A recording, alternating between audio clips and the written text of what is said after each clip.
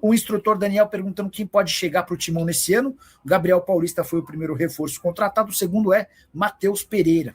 O torcedor corintiano mais antigo vai se lembrar dele. O Matheus Pereira é o famoso pirulão, jogador revelado na base do Corinthians e teve uma passagem curiosa sobre o Matheus Pereira no Corinthians. Apesar de ser formado na base do clube, o Matheus Pereira em determinado momento chegou a ter 5% dos seus direitos econômicos presos ao Corinthians, o restante todo ligado a empresários. Vocês vão lembrar que o Corinthians chegou a dever muito dinheiro para o Fernando Garcia, que era conselheiro do Corinthians e representante do Matheus Pereira, até por isso o Corinthians foi cedendo percentual até que o Corinthians ficou só com 5%. Matheus Pereira foi para a Juventus, esteve no Barcelona B, no Eibar, rodou um monte de clube e estava jogando bem no Fortaleza. O Corinthians conseguiu o contrato de empréstimo dele até o fim da temporada. O Corinthians paga uma compensação financeira ao atleta, tá bom? Paulo Guabiroba, membro do canal do Nicola e torcedor do Galão. Fala, Nicola, no final do jogo foi falado na Itatiaia que surgiu uma conversa do interesse do Corinthians no Natanael. Isso é importante por alguns motivos. O Corinthians está, de fato, em busca de um lateral direito, tá? Ponto. A Itatiaia tem o mesmo dono do Galo. Qualquer notícia publicada, ela só pode ser publicada se tiver muito certa, né? Especialmente em relação às coisas do Galo. Savarino próximo do Corinthians, troca do Charles e Kaique, 3 milhões de euros pelo Savarino, acabou de sair do setorista. Não estou sabendo de nada disso. Que a gente tinha escutado que que o Fluminense só esperava pelo sim do Savarino para fazer valer uma negociação já fechada entre o Savarino e entre o Botafogo e o Fluminense, tá? Quer ver, ó? Deixa eu ver o que foi publicado sobre Savarino e Corinthians nas últimas horas. Se é que tem alguma coisa, né? GE Globo. Fluminense se retirou das negociações por Savarino. Importante, hein? Devem ter cansado de esperar. O Savarino está desde terça-feira no Brasil. Na quarta-feira teve a primeira reunião. Enfim. Fluminense desiste da contratação de Savarino, do Botafogo. O tricolor não chegou a um acordo financeiro e contratual com o jogador e seus representantes. Savarino tem sido a maior dificuldade, né? Porque ele já esteve envolvido em especulações com o São Paulo, não quis ir.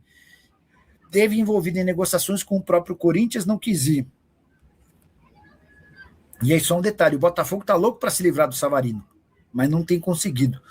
E o Savarino, só para lembrar, depois que a negociação com o Lyon não fechou, o Savarino passou a ser o segundo jogador mais caro do elenco.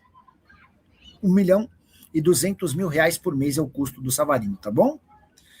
Quem tem mais chance de jogar no Corinthians?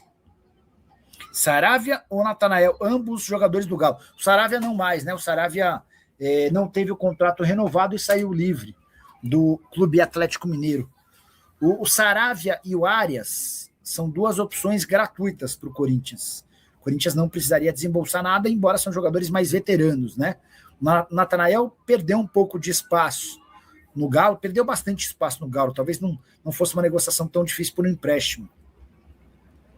Renan Ferreira, fala sobre Matheus Pereira, Arias, Natanael, Alan, Gabriel Paulista, já foi anunciado agora no Timão, sobre Glória Groove, Pablo Vittar no São Paulo. Sobre os reforços no Corinthians, Gabriel Paulista é um movimento interessante, jogador super corintiano, e ele vai para o Corinthians para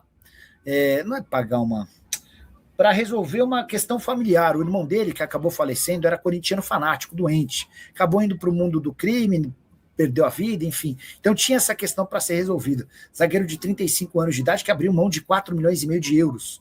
Quanto ele tinha a receber no Besiktas para poder fechar com o Corinthians. Contrato de 2 anos. O Matheus Pereira é aquele meio atacante que era chamado de pirulão na base do Corinthians, rodou por vários clubes gigantes do futebol europeu, passou pela Juventus, passou pelo Barcelona B, não vingou em nenhum deles. No Eibar começou a melhorar e no Fortaleza foi bem. Empréstimo até o fim da temporada, o Corinthians paga uma compensação financeira ao Fortaleza. Cabe no bolso do Corinthians, tá? Sobre Arias, o lateral Santiago Arias é uma possibilidade, assim como o Natanael. Sobre o Alan, o Corinthians já fez uma proposta oficial de empréstimo do Alan, mas o Flamengo não se posicionou nem em emprestá-lo para o São Paulo, nem em emprestá-lo para o Corinthians, tá? É basicamente isso. Ó, Anderson José da Silva. O Flamengo não vai contratar o Bidon porque não tem grana para isso, ficou bem claro na tentativa do Caio Jorge. Anderson, você concorda com essa ideia de que o Bidon vale o valor da multa rescisória?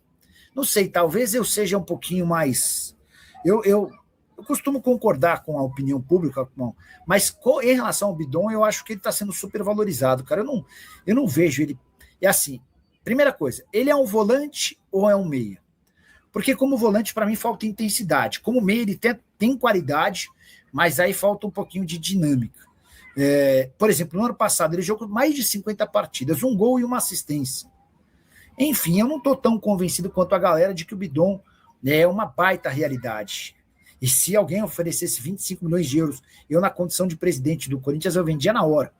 Assim como se fosse a Leila Pereira, e o Napoli aparece com 35 milhões de euros fixos e mais 5 de bônus, eu vendo o Alan na hora. Levo até a Itália, para não correr o risco de negócio ser desfeito. Vale a lembrança de que o Alan já tem 21 anos de idade.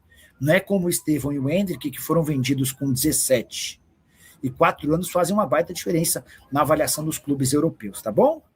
Hora de falar sobre o Corinthians, que ainda deve mais de 100 milhões de reais na praça, apesar do acordo e do pagamento de 40 milhões de reais a Matias Rojas, dos 41 milhões de reais depositados na conta do Santos Laguna e da quitação da terceira parcela da CNRD com antecipação.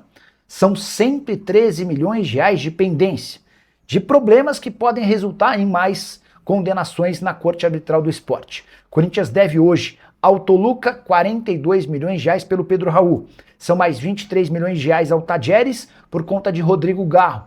15 milhões de reais ao Cuiabá por Ranieri. Essa dívida está sendo paga através da CNRD.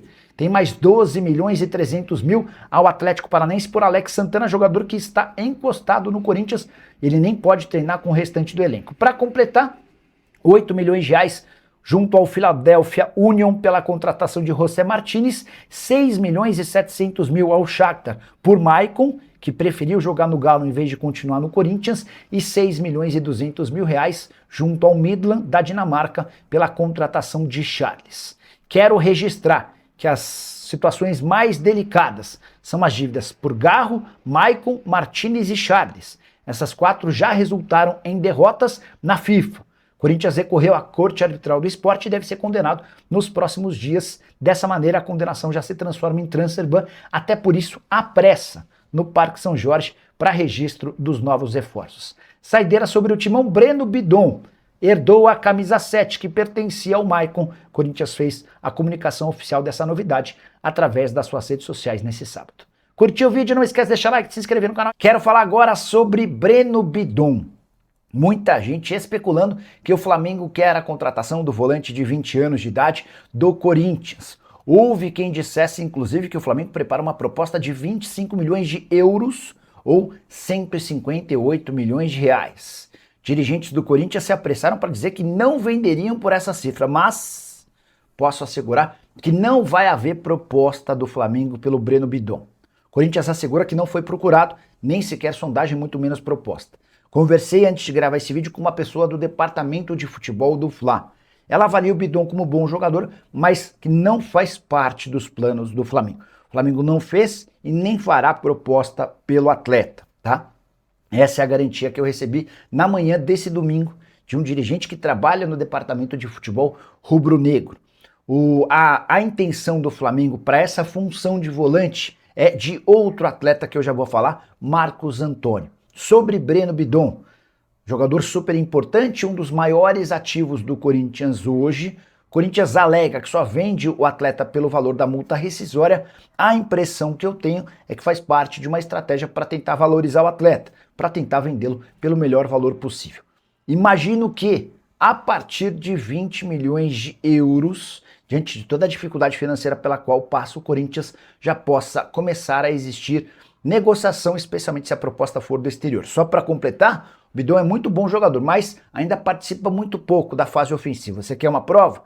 Na temporada passada foram 56 jogos. Quantos gols você imagina que ele fez? 1. E assistências, também 1. Isso tudo conta bastante de forma negativa para que o Bidon não valha tanto quanto os torcedores alvinegros imaginam. Fala pessoal, estamos aí com atualizações importantes do Corinthians.